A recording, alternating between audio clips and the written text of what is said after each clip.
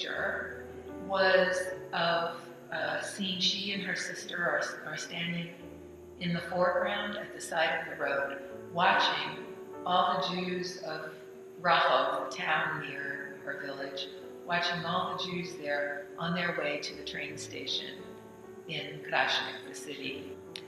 And in this picture, for the first time, she added a stitched caption. And she said she has the date it says on October 15th, 1942, it was the beginning of the end, the somber march of the Rachov Jews to their deaths.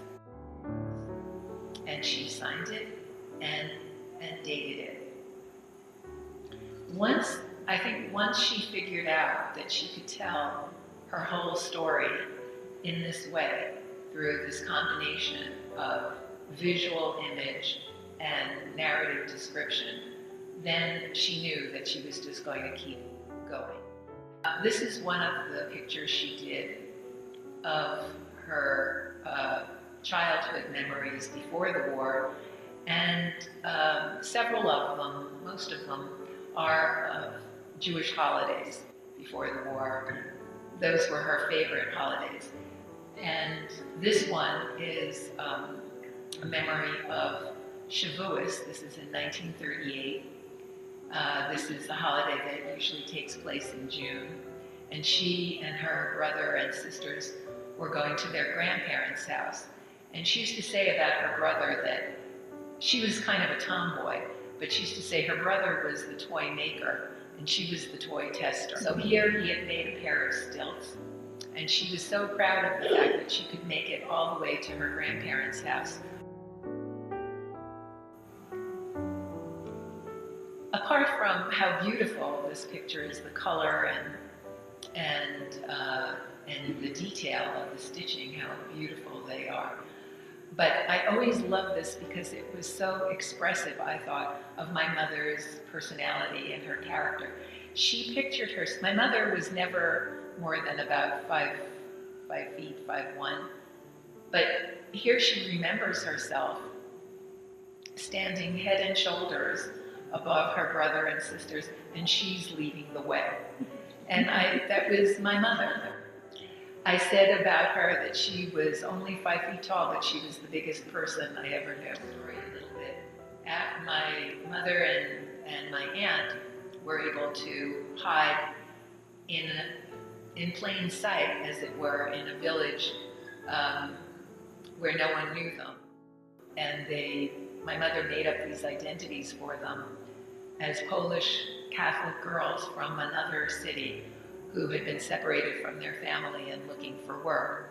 And this village of Grabowka took them in without asking for papers, because a couple of other places they had gone to before then insisted on seeing papers. So this village took them in and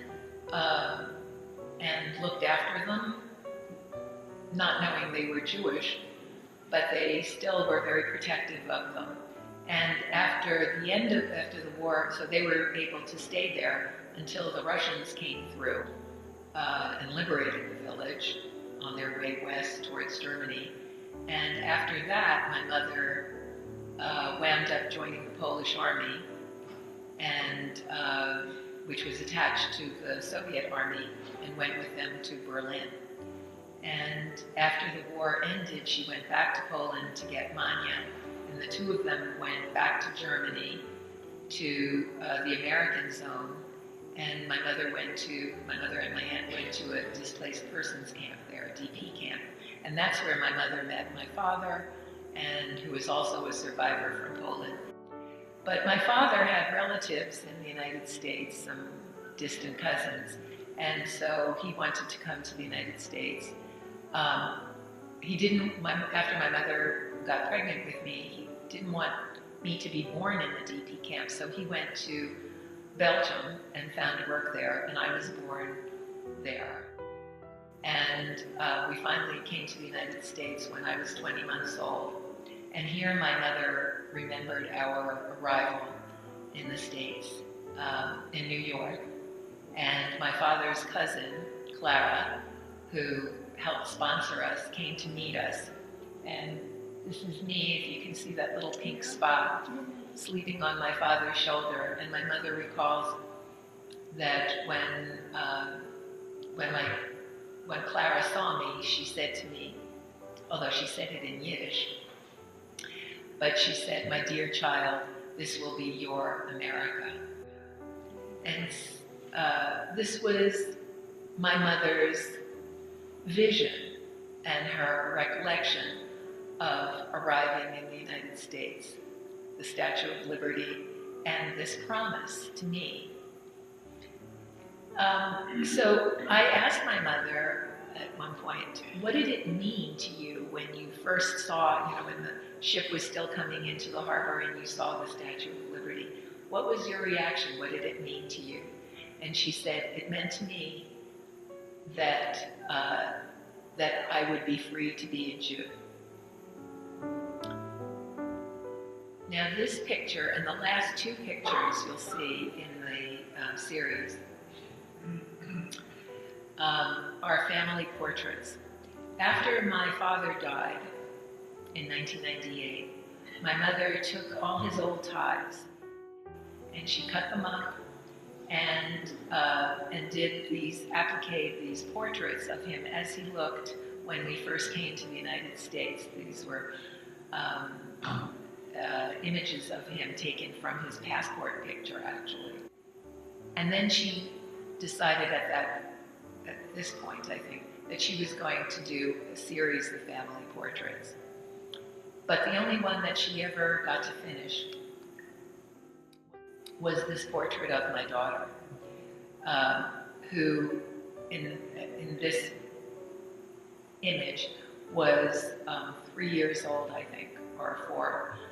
And she remembered and describes in the caption how she came to visit and she never forgot the expression on my daughter's face as she looked up into the height of this tree. But in this picture, unlike any of the other pictures, she actually is speaking directly to my daughter. And so in this picture, for me, this is the most emotional picture because I hear her voice and I hear her as she's speaking with such love to my daughter.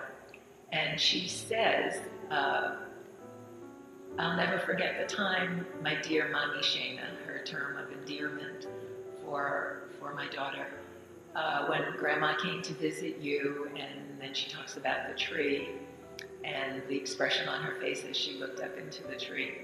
And then she ends by saying, Grandma loves you so much. And this was actually, she only said those words directly to my daughter in these pictures.